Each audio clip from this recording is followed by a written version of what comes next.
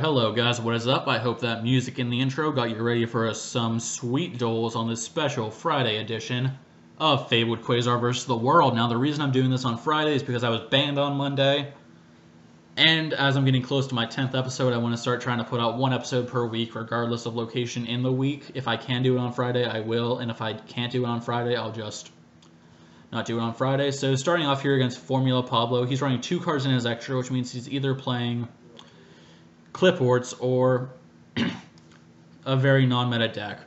And I opened beautifully for 3 reasons. 1, I opened double Grimro, which is always a plus, but only if you open with discard outlets, which I have tons of, and a way to get a Fabled monster on board without normal summoning, because you want to save your normal summon for any Ravens or tuning wares you may draw in your combo. So here I elect to go for TG Hyper Librarian as opposed to Reagan by summoning up my Chawa, because you never want to waste Crust's effect because she's a very powerful monster unless you need to normal summon. And here this play gets me 3 draws with, you know, Crust being used as opposed to a completely wasteful play which would have gotten me maybe 2 or 3 draws. So yeah, I don't know if you saw in my view of the deck earlier whenever I was searching for the Grimrose, but I am running back to square one in this version of the deck. It's a card I'm testing out, and here I draw 3 cards, right? And I need to start looking over my shoulder here right now. I need to start checking around me. I'm a little bit paranoid. Because he says draw 3, and I draw a card, and I gotta check behind me right now. I just gotta make sure that Gangsta Gangs isn't lurking around. Yeah, because he would be on me like flies on a dead body if he saw that. But yeah, anyways, he says draw 3, so I assume I only draw 2 and forgot to draw for Tuningware or something. But it turns out I did draw 3, and he's just not making sense. And yeah, what you're seeing here is some rare footage, guys. This is footage where Mind Control would be better than Snatch Steal, and there you can see back to square one. Now, the reason why I would prefer to have Mind Control over Snatch Steal in this scenario, particularly over other scenarios, is it works on face-down monsters, and it's not stopped by MST, I guess. But yeah, I'm playing Snatch Steal in this build over Mind Control because this is a deck that's built more for consistency than speed, since I am trying to win 5 duels in a row, which you really can't do if you have a deck built purely for speed. But yeah, now that duel's out of the way, we get on to Death Toll Revenge. Now, I want you to guess how many monsters I play in this deck that aren't Fabled monsters. The answer is 4. I play 4 monsters that aren't Fabled monsters. I play 1 Black Dragon, 1 Tuningware, 1 Glow Up Bulb, and 1 Level Eater. And it seems I always open with one of those 4. I mean, it's bound to happen. You draw 5 cards and you have a 1 in 10 chance of drawing any one of them. But here I view my graveyard to see if I have anything in there that I normal summoned, sorry. And it turns out I don't, so I'm good to go. The Ganache is not banished because I sent it to the graveyard with Foolish Burial. And here, I don't know if you can call this a misplay, but I feel like I shouldn't have used the Level Eater's effect. I should have discarded Lurie with Raven, then made, what do you call it, what's his name? Then made Armory Arm using the level 3 Raven and the Lurie, and then synced up into 5 using the Armory Arm and the Chawa. I don't know if that would have gotten me Quasar. I can't go back and tell now. I probably could, but I don't feel like watching the video that many times to count the draws. But I don't know. I feel like it was a bit of a misplay because, I'm going to spoil it here because you guys honestly don't care if I spoil it. I don't get the Quasar, in spite of me making 3 Reagans and getting essentially 6 draws off of it, so drawing an entire new starting hand plus 1. And I get 7 draws because I summon out the formula. And here, I don't know why I go for Orient Dragon. I mean, I already used my normal summon, so I just do it for style, and as you can see, I get punished for overextending. That's right, my field does not live to see the next turn, and here I say, here's hoping I survive, but the Fist of Dramatic Irony comes down, and I lose my entire field to Rogeki. But whatever, it happens. I've regected enough people to have that coming to me. And so my statement changes to, here's hoping I rip Soul Charge. But yeah, he goes into beatdown mode here. And it's obvious. I think he's playing Vanilla Pendulum at this point because it's a very powerful deck. And yeah, I can't quite remember, so I'm going to explain it again as why I play back to square one in this deck. I haven't actually had any success with it because I haven't drawn it yet. But in theory, I like the card because it allows you to get it over Darklaw and El Shaddoll Window without playing Phoenix Wing Wind Blast, which is an extremely slow card that doesn't work in this deck. Because this deck may not be a competitive deck per se, but it is a fast deck, and playing trap cards in a fast deck just doesn't mesh well together in my mind. And I just don't feel like it's worth it because you're ostensibly giving up a turn to maybe have the chance to possibly activate your card or get it wiretapped or get it end phase MST'd.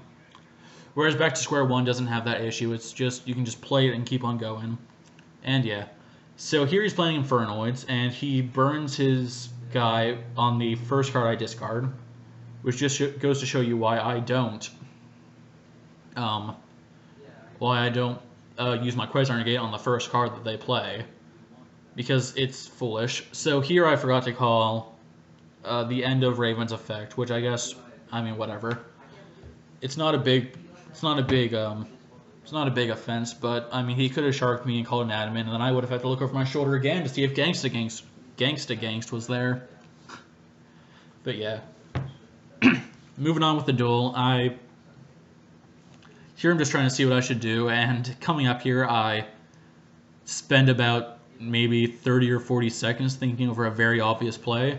So I draw Ayers Rock Sunrise, and I have Raven's effect, and I don't immediately discard Raven to special summon Chawa and summon out Nazuchi.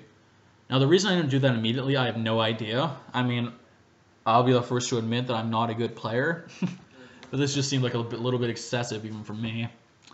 So yeah, man, I gotta say, Darklaw is the one-card Quasar killer. Because if you think about it, right, what does Fabled Quasar do at its core? It draws cards, and it discards cards, and it summons Quasar.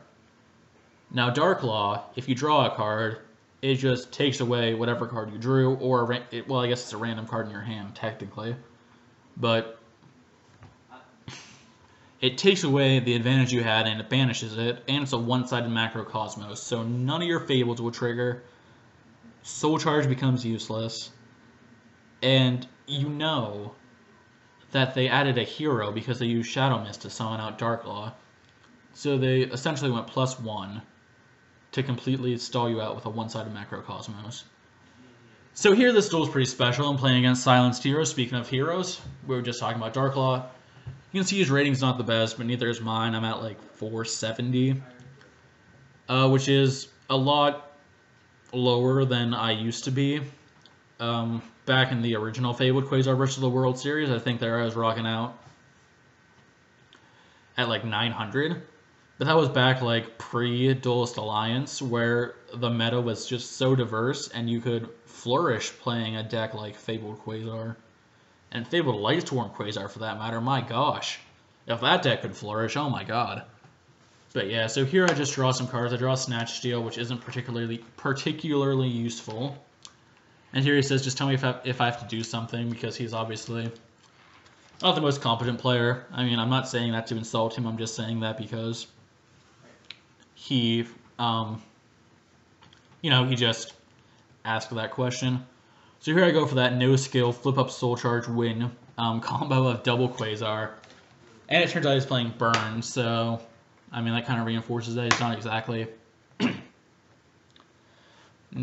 the best player in the universe, but then again, who's saying that I am? So I summon out my second Quasar in defense mode, and you know I had to pull out every skill I had to pull out that second Quasar, am I right, guys? So there I go for TG Hyper Librarian, just in case he's playing a Synchro deck, so I can get mad advantage. I mean, I could have gone for anything. I could have gone for Armades in case he set battle traps. I could have gone for... What else do I even play? I don't play Catastor, do I? No. Here I get a message from Devin W saying if I wanted to do a GOAT format game. I looked him up later, and yeah, he was talking about GOAT format. But yeah, guys, I, as you know, am not a good player. That's no secret. So I'm far, far, far not skilled enough to play in GOAT format. The one time I tried, I completely embarrassed myself. But yeah, that's a relic of a bygone age.